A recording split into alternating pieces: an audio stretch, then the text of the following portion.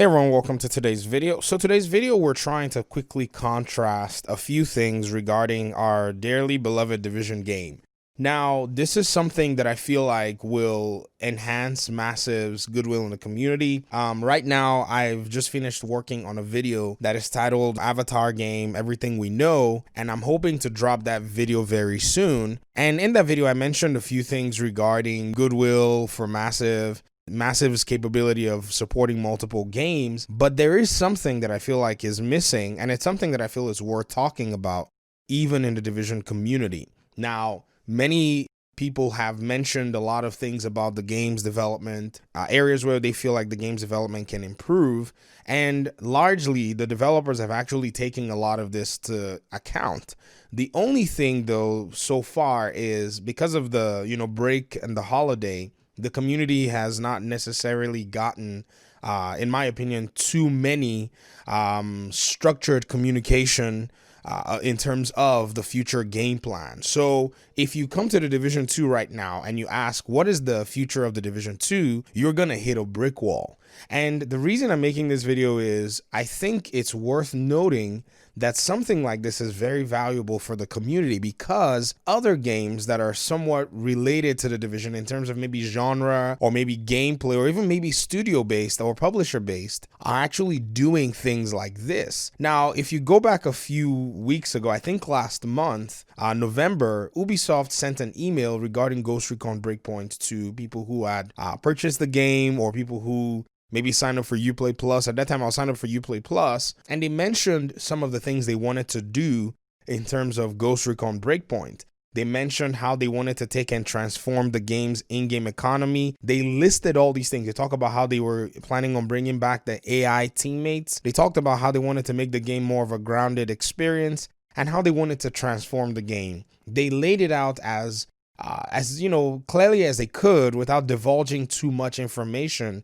And this, I think, set the tone for what the game is going to look like. And then if you look at a game like Destiny, Bungie went ahead and announced that they wanted to have a 5-year plan for Destiny 2. So you look at these two things in the industry, and these are from AAA titles, and you cannot help but say, perhaps this is the new standard. Many other games have done this in the past as well. Now, other game studios have also taken the approach of being totally quiet as well, but I feel like after so many years of the relationship that the Division has had with its community, I feel like it's actually worthwhile for them to actually come out with a roadmap of some kind that goes past year one. Because even if they haven't laid out anything, if you look at the past state of the games, especially the one where they talked about the RNG tweaks, they mentioned that was going to be coming after episode 3. So if you are somebody who's thinking about the timeline, you know that there's going to be some sort of support afterwards in terms of content, in terms of what we're going to be doing. We just don't know, but we do know that there are future plans of modifying the RNG system of the game, which is what a lot of people have attested is holding them back.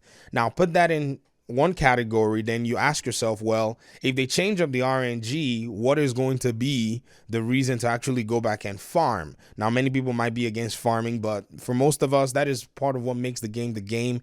Even though I am not a big fan of those rebalances, I feel like instead of just doing rebalancing, content addition is something that actually does work better than changing up the entire gear and having everybody go back and farm again. But we'll leave that aside for another video, which I've probably done in the past.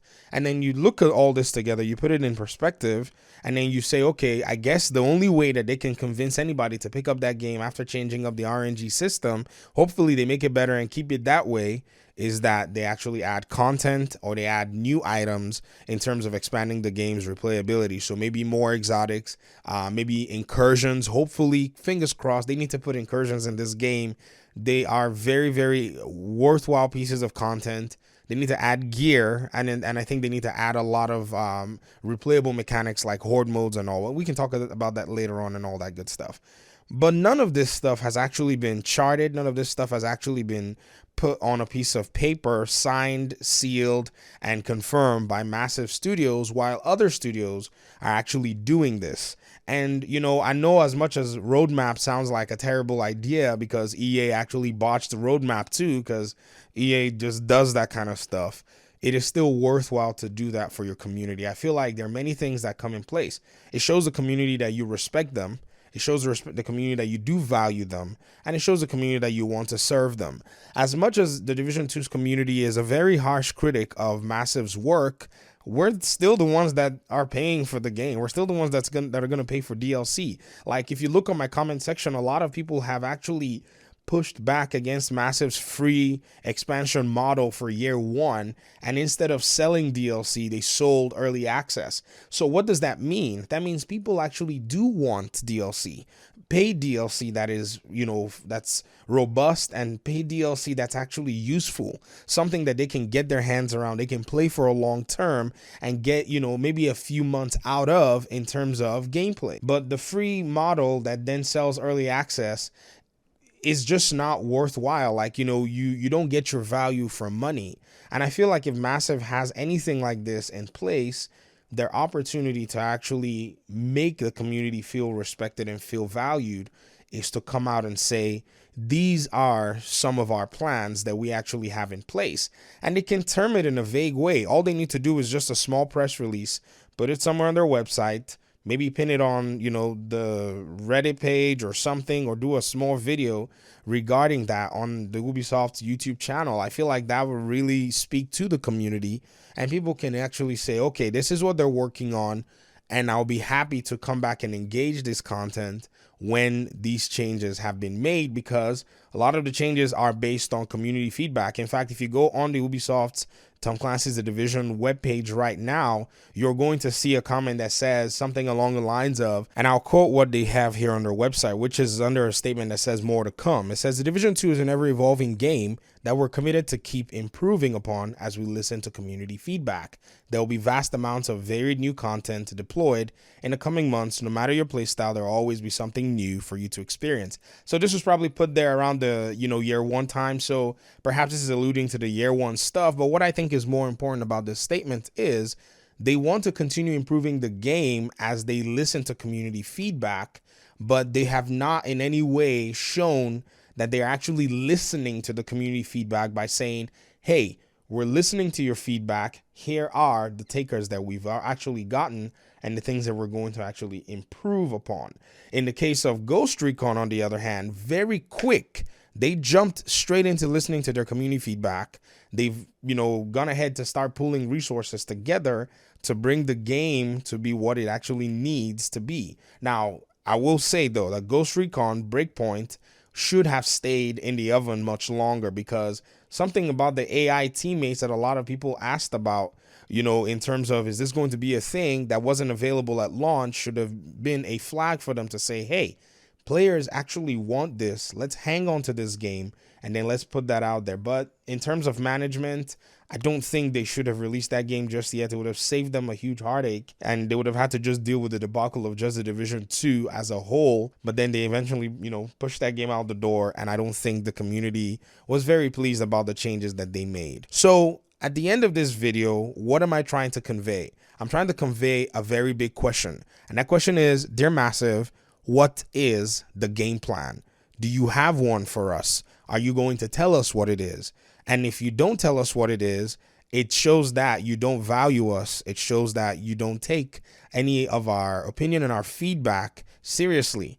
That's exactly what it is. That's the perception that a lot of players are getting. And so to hide behind the wall of secrecy and not even put out any communication in today's day and age is not a smart decision. You guys over at Massive were one of the pioneers of having an open communication line with your community. And that line has to continue to go much more extensive and much, bigger, because you are the pioneers. You kind of started showing, the way a community can receive that love and attention that it needs.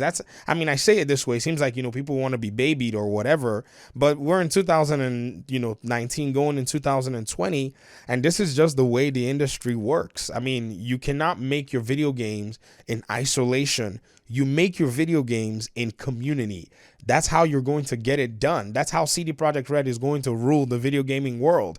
In fact, right now, The Witcher is still selling more copies and breaking records. Isn't that ridiculous? Like, I mean, a game nobody wants to stop playing the game and nobody wants to stop talking about the game, to the point that they've even gone ahead, Netflix has even gone ahead to make, that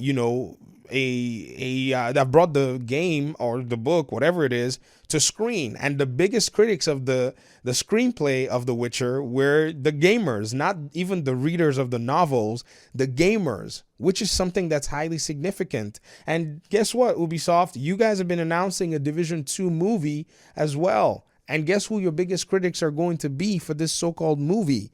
It's going to be your gamers. That is the audience. So a lot of what Massive does right now influences all of that down the road. And I hope that they can see this, and I hope that they can move fast. And hopefully we get a state of the game early in January, and that state of the game is filled with everything that that points to the game actually getting some support down the road, the game actually getting changes that the community has actually, requested in terms of things that would improve the game. Not just saying, oh, we want this, but we're talking about, legitimate concerns that will improve Tom Clancy's The Division 2. So that's all I have for today. Thank you very much for your time and audience, and I guess I'll see you in my next video. Peace.